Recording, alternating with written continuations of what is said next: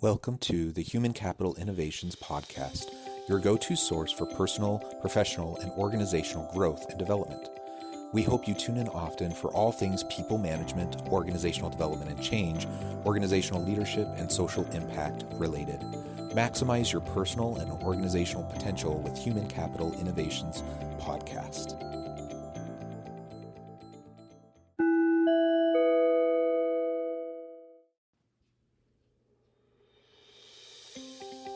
Welcome to the Human Capital Innovations Podcast.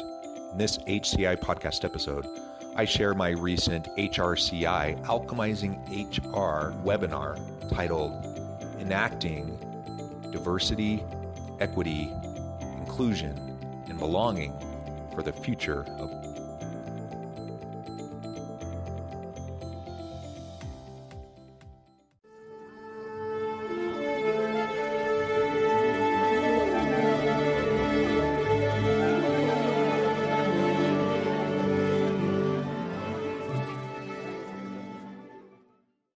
Good day, everyone, and welcome to this week's episode of Alchemizing HR, Navigating What's Next.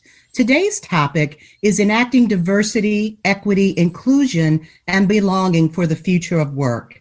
My name is Clarissa Peterson, and I'm thrilled to be with you today. I am your host and facilitator.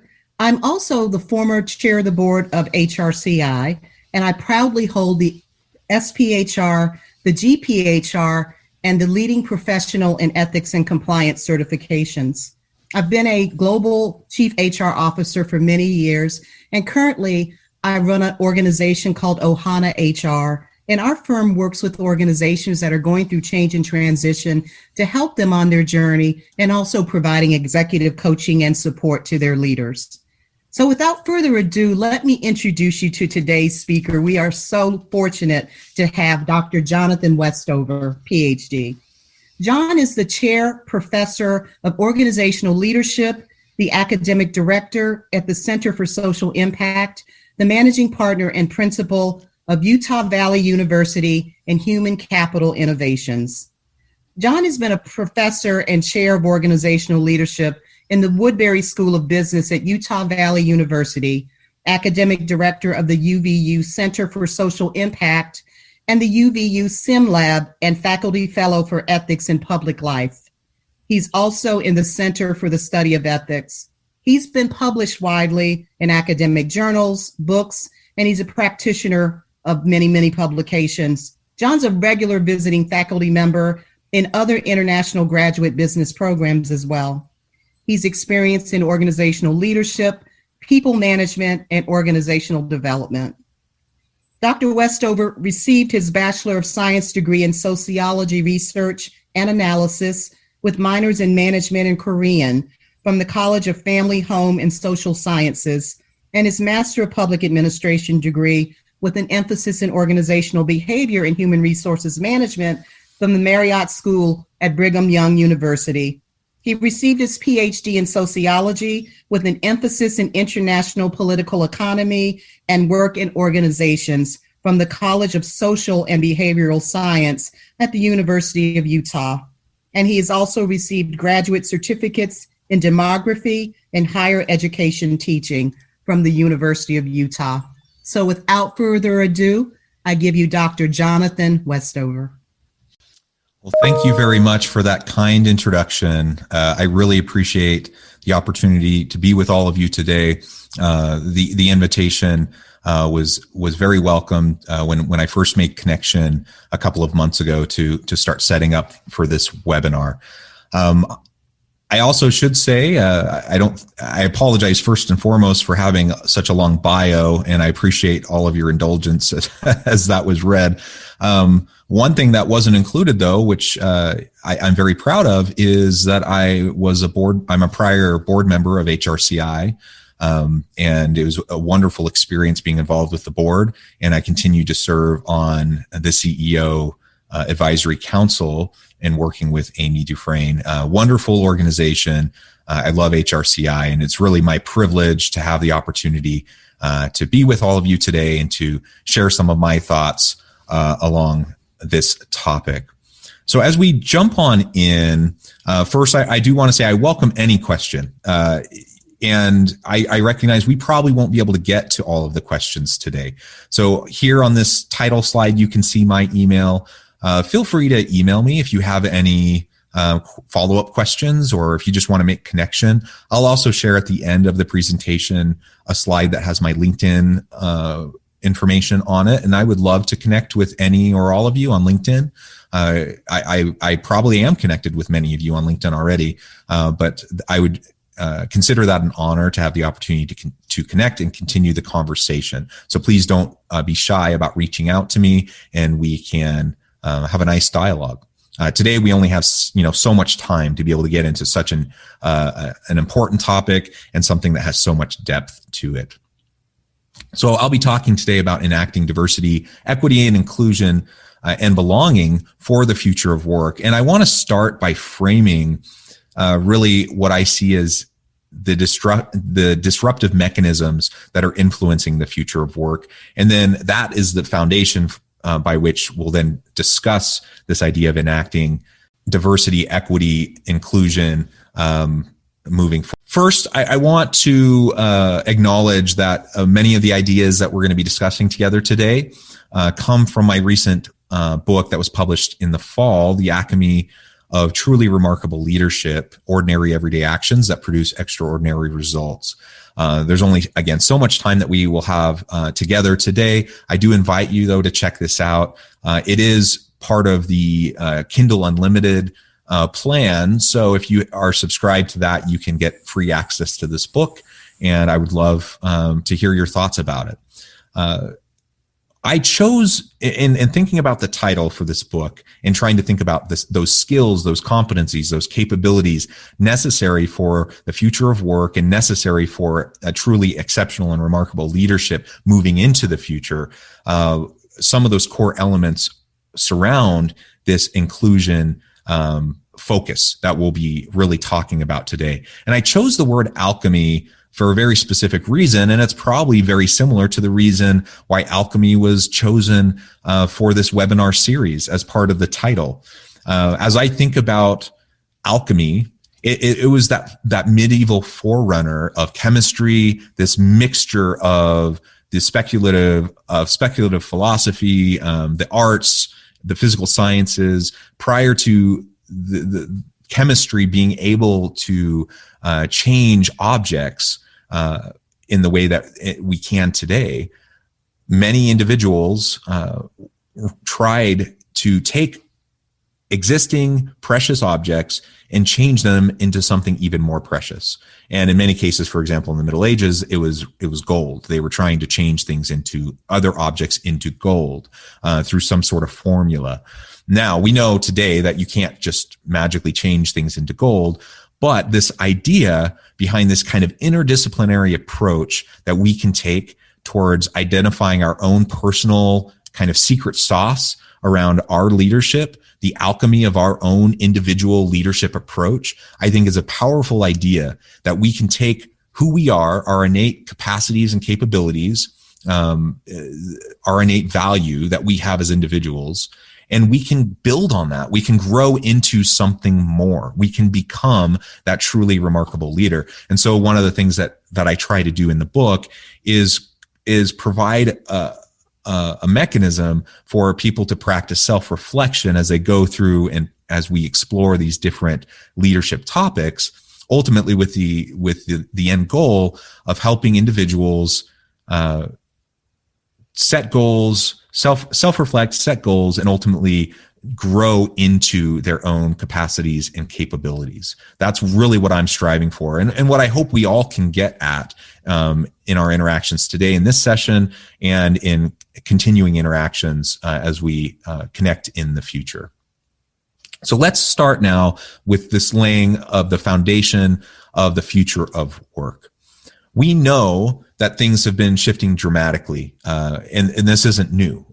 Many frame this as we're in the middle of the fourth wave of the Industrial Revolution, or Industrial Revolution 4.0, going all the way back to the cotton gin and some of these mechanical devices that were created at the onset of the Industrial Revolution. Since the beginning, we've been consistently disrupting labor with these different technologies.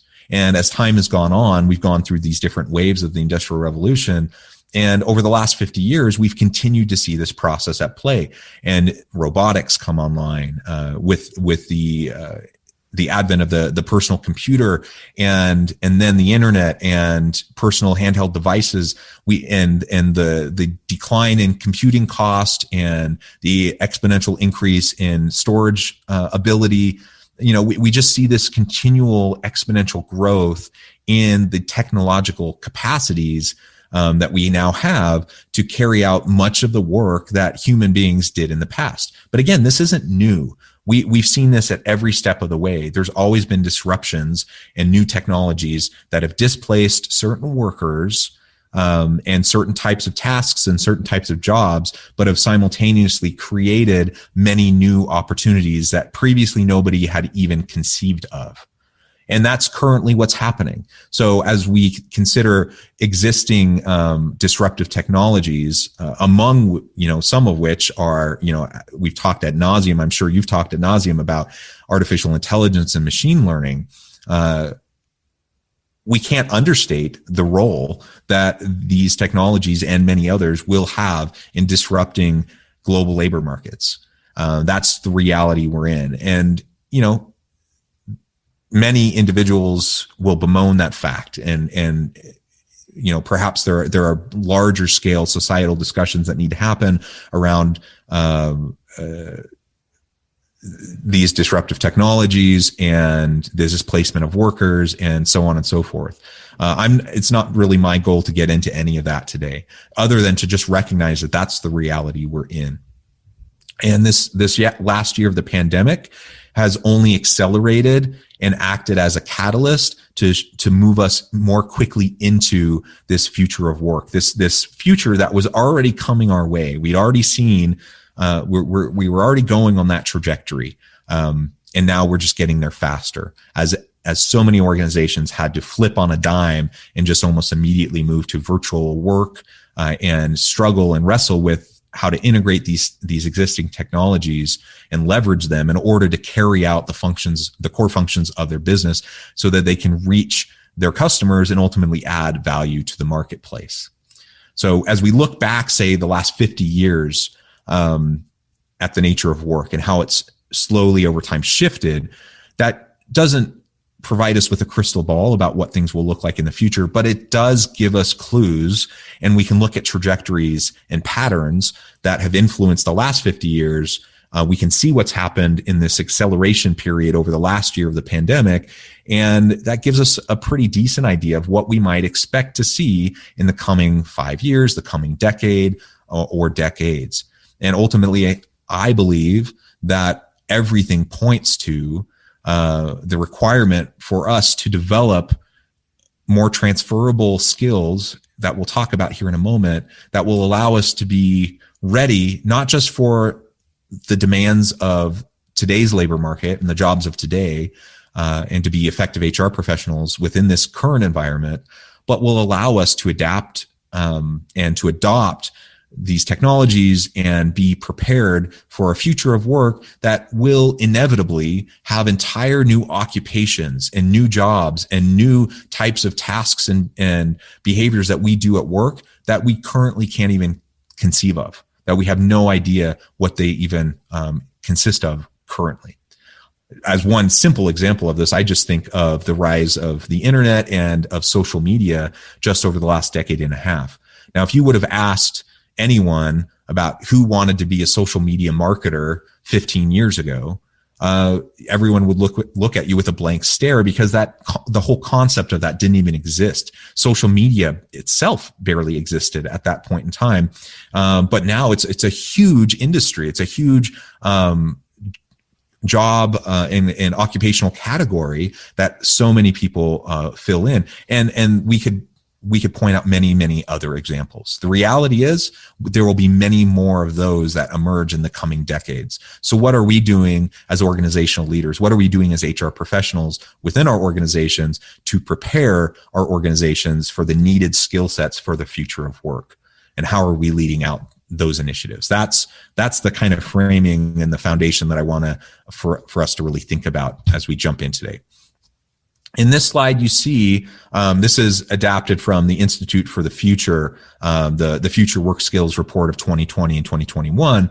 In the outer ring, you see these meta drivers of change that are shifting the nature and the future of the workplace. Starting with an increasingly computational world, superstructured organizations, mega conglomerates, global powers.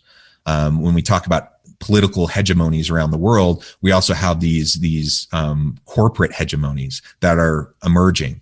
And there's a lot of conversations we need to have as societies in thinking about what that means for the role of the citizenry, what that means for employees, what that means for the employee experience in the workplace. Where we see an increasingly interconnected, globalized world. That's never been more apparent than it is right now, as virtually all geographic barriers have been broken down due to this pandemic, and people are just forced to work completely virtually with each other. And so now, like, I don't know about where all of you are joining this webinar from. I'm sitting in the corner of my bedroom at home. I only live a mile away from my university campus. And I go into campus sometimes, but predominantly I work from home. My wife also is working from home. I have 6 children doing school from home, ages 7 to 17. It's a struggle. Everyone's experiencing it, right? It's a challenge. But because of the technology, we're able to connect with people from across the globe. I've always done a lot of international collaborations. I've always flown to other parts of the world for consulting work or to do collaborative research projects. But I've never done more consistent, regular international collaborations than I have this past year during the pandemic. Simply because everyone's now much more comfortable with these virtual technologies. And it's just super easy to suggest, hey, let's jump on a call, and you jump on a Zoom meeting or a Microsoft Teams meeting or whatever. And all of a sudden you're having this live interaction. Whereas previously, I might have jumped on a plane, spent a week flying out to Europe and spending a couple days with colleagues and then flying back. I can do all of that, but much more efficiently by jumping, online. Now, that's not just, I need to acknowledge that we have lost something in that process of this international global connectivity through virtual means. And I'm not trying to advocate for, getting rid of face-to-face interactions and I love travel. So I hope that we get back to a point where I can travel again. But my point is that there's no geographic barriers to how we can interact with each other. This has a lot of implications for the nature of work, how we lead, not just in terms of virtual teams generically, but specifically cross-cultural, international virtual teams. And that has a lot of implications for what we'll continue to talk about today in terms of diversity, equity, inclusion, and belonging, and how we can lead out those initiatives within our organizations. There's new media ecologies, the rise of smart machines and systems, extreme longevity and shifting demographic trends globally, inverted population pyramids, and more, people living longer and younger generations that are going to carry a heavier burden of caring for the older population. And there's just so much we could unpack here. I don't want to dive into this too much for lack of time, but suffice it to say that the world is changing. It will continue to change. The nature of work will continue to change. And as an HR profession, we need to be ready for that change. If we're just trying to be reactive, then we're going to miss the boat. So we need to prepare now for these changes that are currently in process, recognizing that over the next 5 to 10 plus years, we're going to see dramatic shifts that will continue the current trajectories that we're on.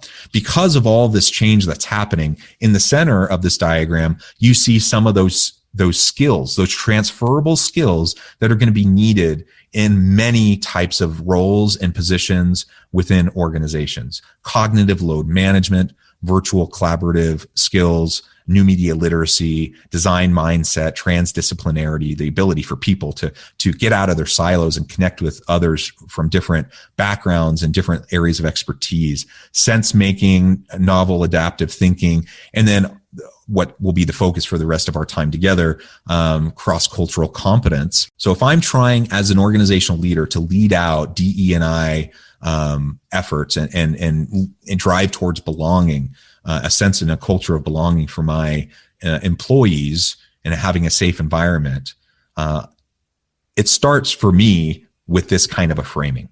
And at the very foundation of it is the connection between leadership and service. I am a full believer in servant leadership as a leadership approach and practice. Of course, there are many different leadership theories. There are many different leadership paradigms and approaches, and many can have success in different ways. I to date, as both a practitioner, a scholar, and a professor, I have seen no model or theory of leadership that leads to better, more consistent, positive outcomes than when an individual can adopt a leadership and service, a servant leadership mindset, and recognizing that they are not above their people, but they work alongside their people. And in fact, it's the true leader who is willing to roll up their sleeves, work alongside their people, and work to develop their people.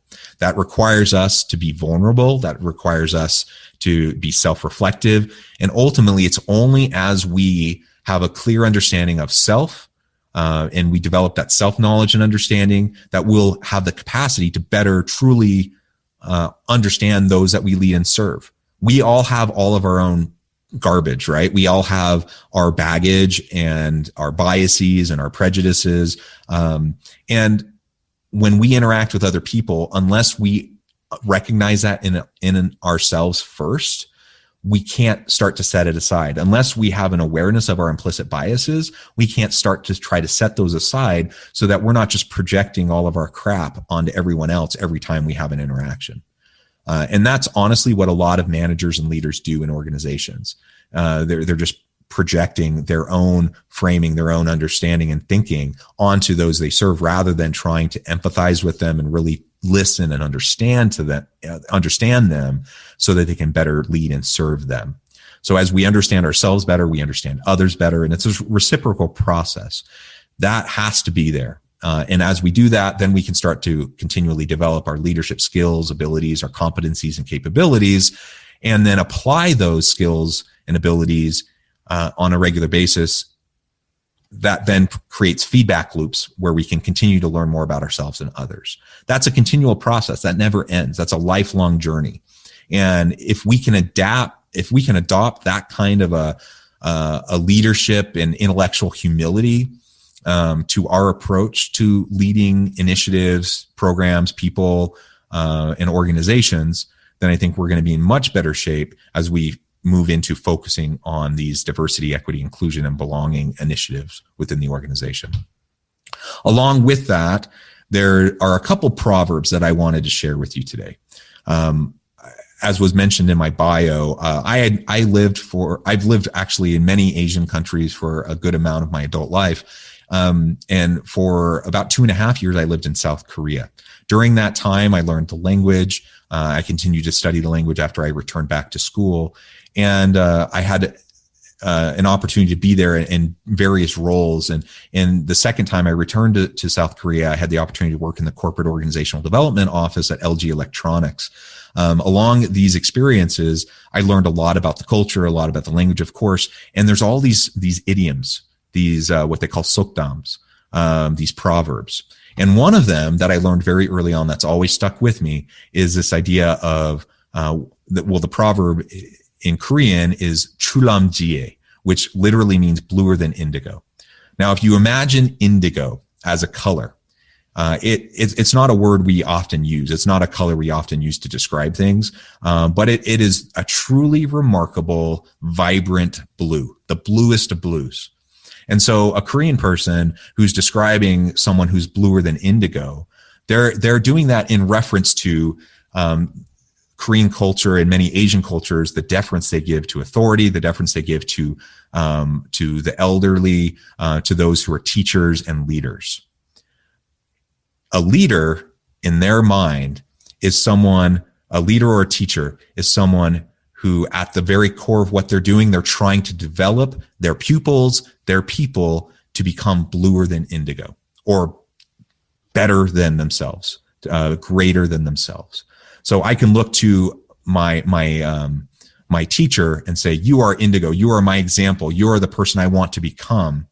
Their goal is not just to get your adoration and to think they're wonderful. Their goal is to develop you as their pupil into someone who vastly surpasses them in their own capabilities and capacities. That is a servant leadership mindset. That is one that's focused on the value of your people and helping them to accomplish and achieve their own personal potential. That's what true leadership is in my mind. Another proverb that I wanted to share very quickly is this idea of frog in a well. Umul ane gegori. Literally a frog at the bottom of a well. Now imagine for a moment that you're that frog. You're at the bottom of a well. What are the conditions like down there? You look up, it's this deep well. You look up, there's a little narrow snippet of sky above you. All you can see of the sky and the outside world is that little pillar of light. At the bottom of a well, it's cold, it's dark, it's wet. There's probably not a lot to do down there. Your existence is very limited. On the other hand, it's probably pretty darn safe. There's probably not other creatures trying to hunt you down there. You probably have what you need to survive, and you're safe. We are all like frogs at the bottom of a well. We all grow up in our own individual little wells that are made up of our cultural, our social, cultural, family dynamics, the values that we're taught as children. And that creates the framing of our world. If I'm born at the bottom of a well, the only world that I know, the only way that I can conceive of the world is from the context of that well, because that's all I've ever experienced. But what happens is over time, as we experience new things, as we meet new people, as we experience difference, as we learn about the world around us, we're kind of climbing out of the well. And we start to get towards the top of that well. At the top, once we're at the top of that well, we peek our little frog head out and we look around, and for the first time we realize the vastness of the landscape around us. We realize the beauties of the sky, the mountains, the rivers, the streams, the animal life, everything that's around us, none of which we had any conception of prior to rising up in the well. Continuing the metaphor, frogs tend, or we as people tend to do a few different things once we get to the top of that well. We look around, we peek our little head out, we look around, and we acknowledge and appreciate the beauty of it, but then we get scared, we get nervous. We look around and we see there's other animals that can hunt us, and we're in danger. We look around and we see all of this newness that we've never experienced before, and that causes us to question. That causes us to wonder. I thought I knew with certainty everything about my world and my existence, and now for the first time, there's all these new things I've never experienced before. That sparks a bit of a existential crisis for a lot of people. And so what a lot of people will do is they'll simply retreat back down into the well. They'll say, "Oh, this is great, but I'm comfortable with certainty. I'm comfortable with simplicity. I'm comfortable with knowing what's out there. And so I'm going to retreat back down into my well." That's like us retreating back down, regardless of everything that's going on around us, that we kind of put our blinders on and we retreat back down into our own personal ideologies, our own personal dogmas, whether that's social, religious, political dogmas or ideologies or whatever. And we walk around with blinders on. So if a Korean person says you're like a frog at the bottom of a well, that's not a compliment. That's something that's said of someone who's really just closed-minded and stuck in their ideologies. But there's a couple other options that also happen once you get to the top of the well. Some individuals will look around and they get excited by it, right? And they're thinking, "Wow, look at all the landscape." And they look around, they see all these other wells. So theirs wasn't the only well. Hey, there's thousands of wells all over the place with other little frogs peeking their heads out, also experiencing the entire world for the first time. And the frog will jump out and start to go explore these other wells. And eventually they'll find another well that seems to suit them, and they'll decide, "Hey, I really want to go into this well." And in essence, what they end up doing is they trade ideology for ideology. They trade dogma for dogma, and they trade one kind of narrow view of the world for a different narrow view of the world. That happens a lot. And when you talk about developmental psychology and cognitive development and moral and ethical development of individuals, we know that the vast majority of human beings on this planet tend to either be the type of frog that reverts down into their own well, or they trade well for well, and they trade dogma for dogma. We want to get past that, though. And there's a third kind of frog. There's the frog that decides that they're willing to embrace the uncertainty, the messiness, even the danger of this big, messy world that's out there, because they want to experience all that the world has to offer, because they want to be able to interact with everyone else.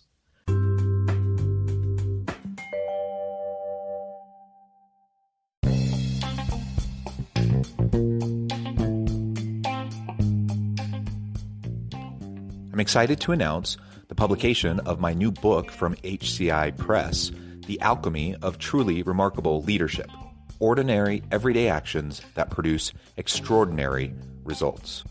Consider how the nature of work has shifted over the past 50 years. With increased globalization, rapid technological advancement, and the shift in economic composition, the average job of today looks very different than the average job of 50 years ago. What will the jobs and organizations of tomorrow look like? Moreover, what does this all mean for organizational leaders? What are the core competencies and capabilities of organizations and their leadership that are prepared for continued disruption and geopolitical and socioeconomic shifts? Regardless of what the future holds, increasingly, leaders need to be socially minded, data-driven, decisive, champions of talent, and disruptors of the traditional notions of leadership, teams, organizations, and work. The Alchemy of Truly Remarkable Leadership will help you to explore your own leadership competencies and capabilities and consider ways to apply and implement them into your workplace and personal life.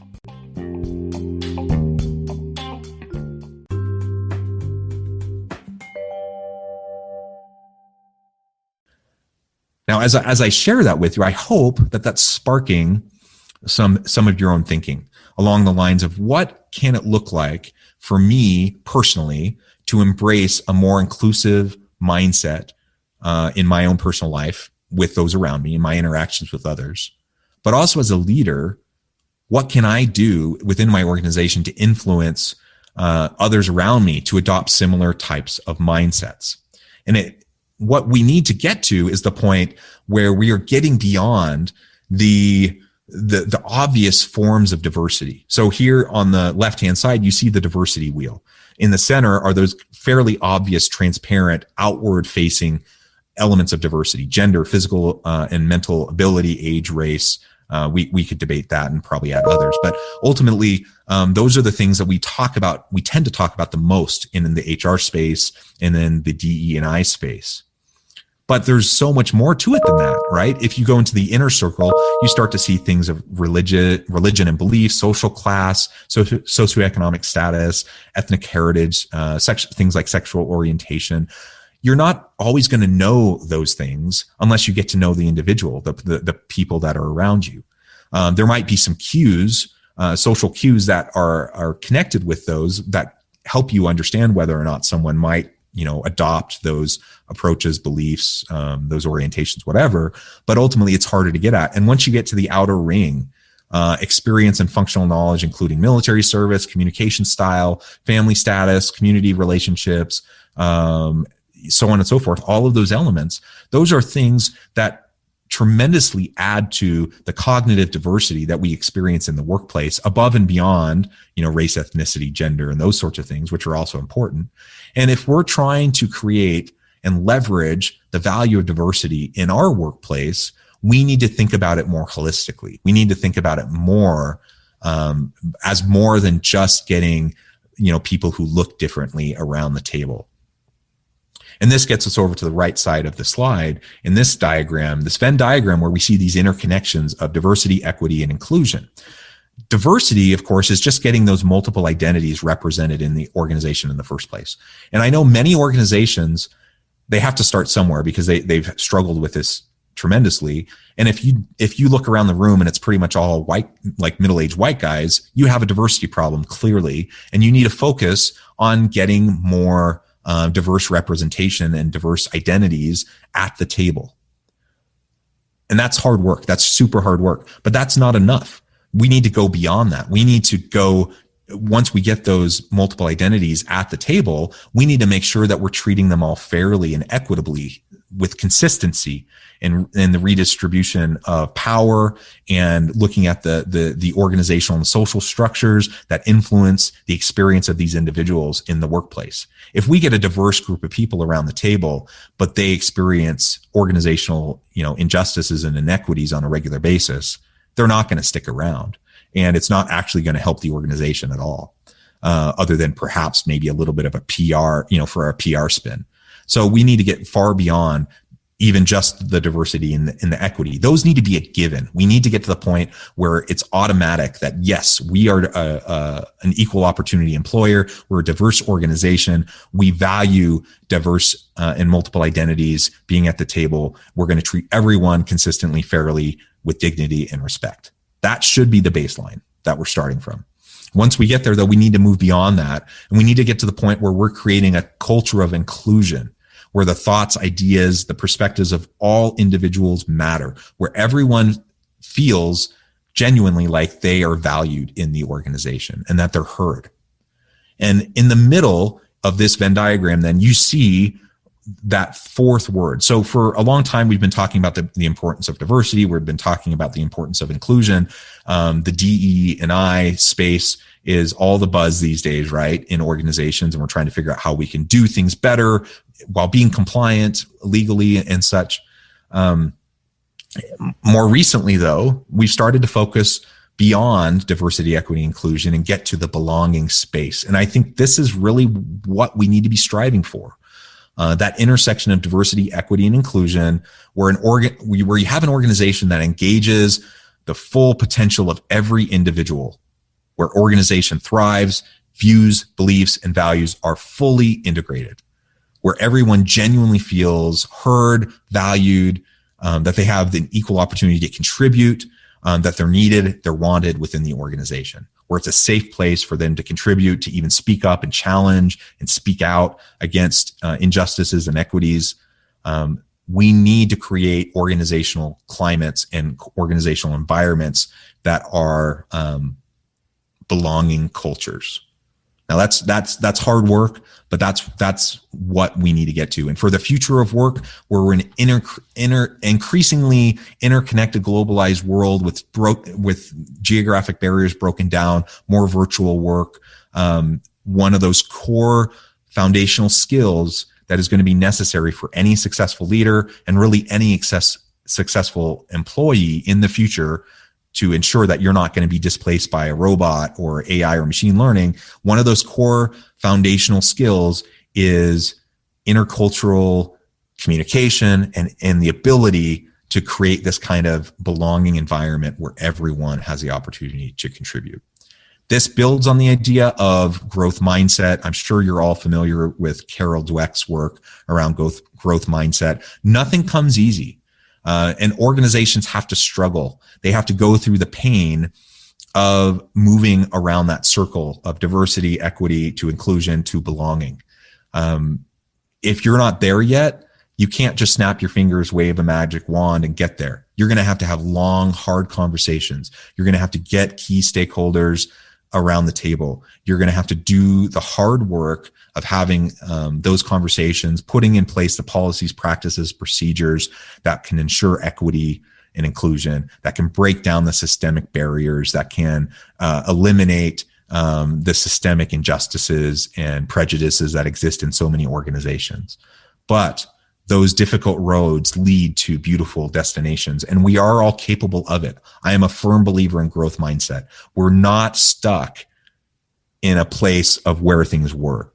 We can learn, we can grow, we can develop our skills and abilities, and we can help those around us to do the same. And as leaders, we need to model that for our people. If I'm leading an HR department, I need to model growth mindset for everyone on my team and help them to adopt a growth mindset and to start to develop along those lines as well. So ultimately, what does this all mean for organizational leaders? I mean, there's so many key questions that come out of some of what I was presenting today. I don't want to belabor this point because I want to get to your questions, but ultimately we have to think about the changing nature of work. We have to think about what that means for a diverse workforce and for an inclusive workforce and one where we have this culture of belonging. We have to consider how disruptive technologies are going to influence that. Just yesterday, I was interviewing an individual who's a CEO of a corporate mobility platform in the UK. Their whole goal is to help connect organizations to the global labor force and deal with all the messy, sticky compliance issues of employing people from around the world. We all know how difficult that can be. One of the points of our conversation, and as I was interviewing him, that I think was really key, is that because of the ability for us to connect virtually, it only increases our opportunity towards diversified hiring practices, getting good talent from anywhere around the world. If you live in a place that's not particularly diverse, I live in Utah. Utah's not known as the most racially and ethnically diverse place in the world. But you know what? We're not limited by geographic boundaries. We can seek out global international teams. We also talked in my interview yesterday about expatriate workers. And we all know how expensive it is to send expat workers overseas. And disproportionately, those tend to be white men. The research is clear about that. And we also know from the research that the executive ranks in organizations often are filled. So the pipeline for executive ranks are often filled by people who have gone on these expat assignments. So if they're disproportionately, white men, that creates a pipeline to have executives that are going to be disproportionately white men. And that's a system that we need to disrupt. Now, can we, just as one example, utilize technology in a way to give more women, for example, or women of color, for example, opportunities to have these diverse global leadership experiences while still providing accommodations and flexibility for people who may need to balance home and work life a little bit more? These are all the types of questions we need to be asking ourselves, and there's so many implications for the DE&I space. I'm going on too long. I want to leave time for your questions, so I'll leave it there. Again, my email, john.westover@gmail.com. If you don't get a chance to ask your question today, please reach out to me. I'm happy to connect with you offline. I also, as we take questions today, just as an FYI, please feel free to connect with me on LinkedIn. I already mentioned my book, which I'd love for you to check out. I also run my own podcast, the Human Capital Innovations Podcast, which is of course completely free. We've published, 430 plus episodes where we talk about these sorts of topics every day. We also put out a magazine that's also digital and completely free. So as we go through our Q&A process today, I'd love for you to also consider checking out some of these free resources. With that, Clarissa, I'll hand it back over to you. Well, thank you so much, John. Incredible food for thought. And I can't wait to ask you so many questions that have popped up in the chat and certainly in the Q&A. But before I begin, I want to acknowledge that there's over 3,900 people on the call today. Thank you so much for being with us. Of course, we have HR professionals from all over the U.S., but we also have people from all over the world who got up early or are staying up late to be with us. So I want to acknowledge them as well. So we have visitors from Kuwait, from St. Lucia, from Armenia, Canada, Nigeria, Ghana, India, Iraq, Spain, Jordan, Germany, Egypt, Abu Dhabi, the UK, Sierra Leone, and the Cayman Islands. Kenya just popped up. If I forgot anybody, my apologies, but we're thrilled that you're here with us. So, John, let's start back to your book, The Alchemy of Truly Remarkable Leadership. So as we are all here because we want to really understand how to enable, create diversity, inclusion, equity, and belonging in our organizations, give us a couple of leadership behaviors that are necessary to make that happen. Yeah, great question. One of the things that I outline in the book that I think might be worth discussing a little bit is creating a safe environment and a speak up culture. As a leader, in my mind, that's one of the first things that I need to be able to do with my team.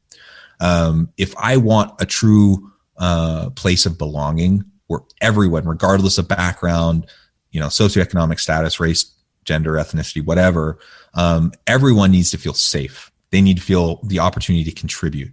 And there's a lot of things I can do to disrupt that and to get us off track.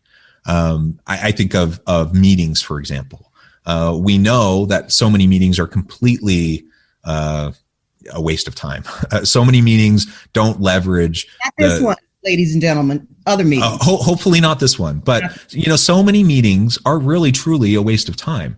And we've all been there. We've all been in those meetings. And part of the reason for that is because many meetings, the way they're organized, the way they're facilitated, they don't allow for a safe environment where everyone can speak up. And so what you end up having are kind of the louder people, the extroverts, who tend to take the majority of the time. As one simple point, if I'm looking for an inclusive and belonging culture within my organization, I have to create an environment within meetings where we all end up spending more time than we probably prefer, where everyone has a chance to have a voice and to be heard, where I can facilitate the interactions so that if someone gets stepped over, or you have the all too common situation where a woman says something and then everyone kind of ignores it, and then like 2 minutes later a man says the same thing and then everyone like says, oh, that's a great idea, pat him on the back. We all know that happens all the time. So it's the role of the leader, the facilitator of that meeting, to call that stuff out, to set the ground rules, to set the expectations, and to be able to coach and mentor their people to be able to interact more productively. And I'm not saying, sometimes you might actually want to literally call it out in the meeting, that kind of a sexist behavior. Other times you might want to pull someone aside after the meeting and have a coaching conversation with them and help them understand like why that was disruptive and why that actually wasn't helpful. There's different approaches on how to deal with that. But I would say that's just one example of what we need to do. If you can't create a safe environment, then you can have all of this difference represented around the table. You can have a really nice slate of diversity, and it's not going to mean anything. So first and foremost, safety, psychological safety. There's a lot of questions about will participants get a copy of your deck, and John has very kindly offered to share it so everyone who is participating today will get a copy of this deck. John, one of the things about the graphic that you put up, and there were so many questions and comments saying, I really need that graphic. I need to show it to my leadership. One of the things that was really powerful about it is that you took the time to define what these terms mean. Language is important in doing this work. One definition that sometimes gets confused is the word equity and equality. So what's the difference between something that's equitable and something that's equal? And are they the same? I mean, I suppose they could be the same, but they're usually not the same. And you've all probably seen some of these illustrations. The illustrations aren't perfect, but where you have like children standing on boxes looking over the fence with the baseball field, right? Again, not perfect. We could critique those depictions, but the general premise of it, I think, is a good one. And that is equality means that you're literally going to give everyone the same, right? The problem with equality is that people start at different places. And if someone comes from a disadvantaged situation, or we look at the structural, the systemic and structural racism, for example, that exists in our society, and that frankly perpetuates itself into many of the policies, practices, and procedures in many organizations. Not saying it's on purpose, but it's legacy of existing systems that we have to proactively work to dismantle. And if we're not proactively working to dismantle them, they will persist. And so if we can acknowledge that those inequity, that those systems exist that lead to inequities, what we need to realize then is that it's not enough to just give everyone the same. We have to support those who come from disadvantaged backgrounds. So essentially getting everyone back up to the same starting point. Another metaphor is, some people start at third base. Like they're born with all sorts of, we all have privilege. I'm a middle-aged, white, straight, cisgendered guy. So I have all sorts of privilege. And I acknowledge that. I started at a place that was different than a lot of people who had disadvantaged past for a variety of reasons. I didn't come from a wealthy families, so I wouldn't say I started on third base, but I started somewhere along the base path, right? Some people do really start at like third base though. And because of where they start, it's so much easier for them to make that final stretch, and then everyone applauds them for everything they've accomplished. Well, what about that person who's standing at home plate and they don't even have a bat in their hand? They're standing at home plate with like a toothpick, right? Figuratively speaking, there are many in our society, many within our organizations that find themselves in that situation. So how do we equal and level the playing field? That's the question, so that we can have someone competing with someone else from third base, third base to third base, rather than home plate with a toothpick and someone, running home from 2 feet away from home base coming from third base. Those are a couple perhaps silly kind of illustrations and examples. But the bottom line is, we as HR professionals, we as leaders within organizations, we have to be willing to have the hard conversations. We have to acknowledge the systemic the systemic injustices that have plagued much of our societies for a really long time and continue to exist in our organizations. Even the most progressive organizations tend to still have remnants of these systems in place that need to be dismantled. So we need to be willing to have those long, hard conversations. I appreciate the use of the word dismantle, because we know systemic racism hides in plain sight sometimes in our policies and procedures, because that's how we've always done it, but we haven't taken enough time to look at the it and really examine it. So we have a question, John. How do you measure the impact or effectiveness of inclusion efforts? Oh, that is such a good question. And that's a really, really hard one to answer.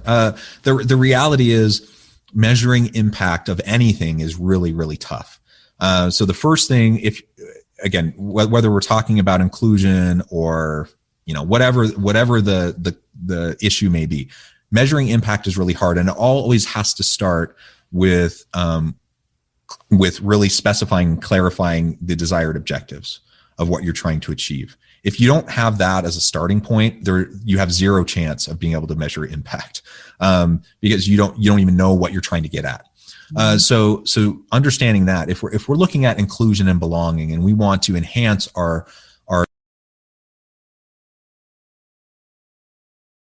inclusion efforts within our organization, the first thing we need to do is have the hard conversations with a diverse set of stakeholders, allowing everyone to contribute and to share their voice, particularly those from marginalized or disadvantaged populations who might be in the organization. We need all of them around the table to be able to talk about what are the issues we're facing, what are the challenges, where are the gaps, what are the biggest problems. Name it, acknowledge it, put it down on paper, get everyone to recognize that this exists. And from there, you can actually start to identify objectives. What do you want to accomplish in the short term, in the next 6 months to a year, and in the next 3 to 5 years, in the next 10 years. And once you do that, you can start to identify goals and metrics that go along with each of those objectives. And then you have to do the hard work of tracking and measuring things over time and doing it in a consistent and sustainable way. And we know that's also hard. That requires us to continue to put our focus and attention on those issues. It's not, I can't, as well-meaning as I may be, if I go in as an organizational leader or an HR professional and say, hey, we got to do this, and we get everyone around the table and we have the conversation and we put together a really nice strategic plan and a really nice inclusion plan with all these points and objectives and all these things we want to measure over time, and then we walk away, well, guess what? Nothing's going to happen. So you have to have consistent, sustainable energy and attention given towards it over in the long run, like over years and years and years. And if you're not willing to do that, the reality is you're never going to be able to measure the impact of what you're trying to accomplish. It's a fool's errand, because it's just not going to happen. But if you can get commitment from leadership from the top down all the way through middle management, and get the input and buy-in from everybody, that this is a foundational organizational value. What it means for us to as an institution, as an organization, to have a positive employee experience, we need to be committed and devoted to inclusion and belonging, not just in name only, not just for PR, to put on the website and put nice words up on the wall, but to actually do it. Get the commitment that people are going to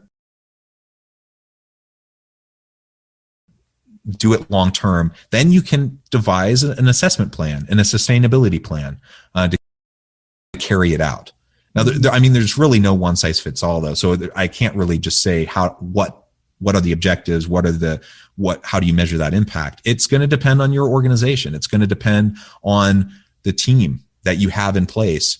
And ultimately, though, we can build towards impact assessment if we start to do that legwork, and it is worth the time and the energy. I feel fortunate to be part of a university. I'm a professor at the local university here at Utah Valley University, where we've been committed to diversity, equity, and inclusion, not just in name only, but like truly committed to it for over a decade. And we have an incredibly robust diversity and inclusion plan with about 75 different action items and metrics that we track, divisions track across campus, that we've done over time for a decade. And we have an inclusion committee that is made up of a diverse set of stakeholders across campus. And it's hard work. Like, there's just no substitute for it, though. If you want to move the needle, you have to put in that time and that effort over a sustained period. Mm-hmm. Amazing. I think we have time for one more question, and I know people are going to be disappointed, but John, if you could make time for us, we'd love for you to come back again and share more of your wisdom. A question here is, when a white male executive or many in a group start to feel awkward or uncomfortable when a non-white female is presenting ideas in a meeting, is there a strategy for the uncomfortable person to notice their emotion or physically logical reaction, and how to turn that maybe into an open dialogue? Or is this a conversation that's happening internally? So do you call them out? To your earlier comment, is their energy impacting you and you call them out? Or how do you handle that if you're feeding off of this negative energy that's sort of disrupting your message? That is such a good question and such a difficult situation. And just like anything, maybe it's a cop-out answer, but I would say it just totally depends on the situation. I think there are absolutely times where it's completely appropriate to call it out. Now, the reality is, if say I'm the woman of color in that situation, if I'm the one that has to call it out, it's nothing's going to happen, probably, right? And so that's why we need allies within our teams. So if I'm in that meeting, I'm the straight white dude in the meeting, and I notice this happening, I need to be willing to challenge my colleagues, right? I need to be willing to stand up for my woman of color colleague who's presenting, who's dealing with this. And if I'm not willing to do that, I need to take a good hard look at myself and examine where I'm at in terms of my own commitment to inclusion.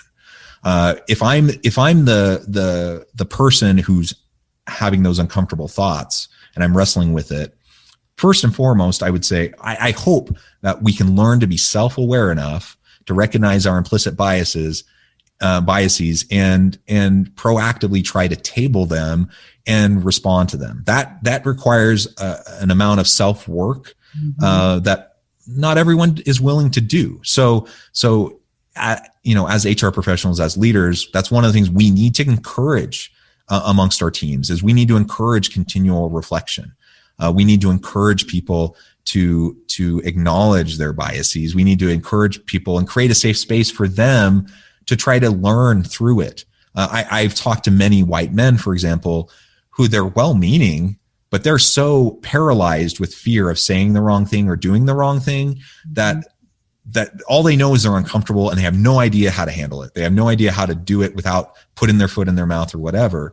And so we need to create a safe space where they can learn and grow as well, right?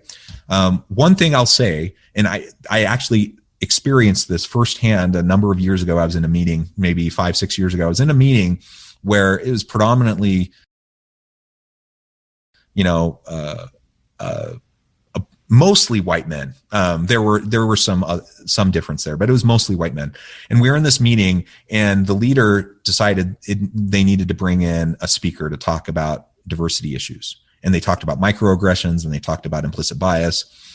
Unfortunately, what ended up happening is the leader who brought in the speaker ended up speaking up about halfway through the presentation and actually said, "I am incredibly uncomfortable. You're making me uncomfortable. I think the way you're approaching this topic is not helpful." And he basically shamed the speaker for having the conversation. That's like the exact opposite of what you should. So we could all learn from it by any chance. Oh, I know. No recording, but my goodness, that was incredibly unfortunate. And it set back our efforts with that group of people. So we would have been much better off if we never even had the meeting. It didn't move the needle forward at all. It set us backwards. So be mindful of that potential. Like if we don't design these experiences well, then we can cause retrenchment among people who have, these negative types of perceptions. John, I'm going to land us on that point because we're just about at time. This has been incredibly powerful from all the comments that we're seeing on the chat and in the Q&A. So thank you so much for being here with us. I would agree with one of the proverbs you've shared with us. I would say, John Westover, you're bluer than indigo. So thank you so much for being with us. We appreciate you. On behalf of all of my HR colleagues from all over the world, we thank you. You have filled our vessels today, and we hope to connect with you again in the future.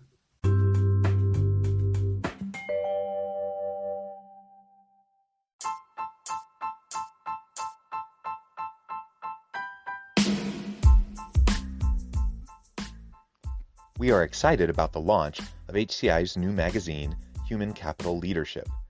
Human Capital Leadership is a free, interactive e-magazine designed to help individuals, leaders, and organizations find innovative approaches to maximize their human capital potential.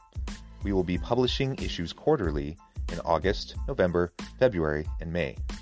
Check out the first issue and let us know what you think.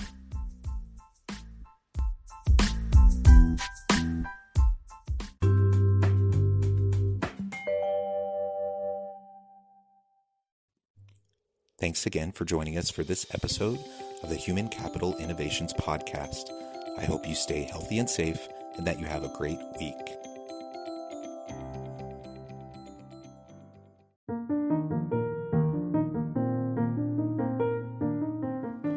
Check out our new weekly LinkedIn newsletter, Alchemizing Human Capital, exploring industry trends via original research and interviews with executives and thought leaders from across the globe. We look forward to having you join us.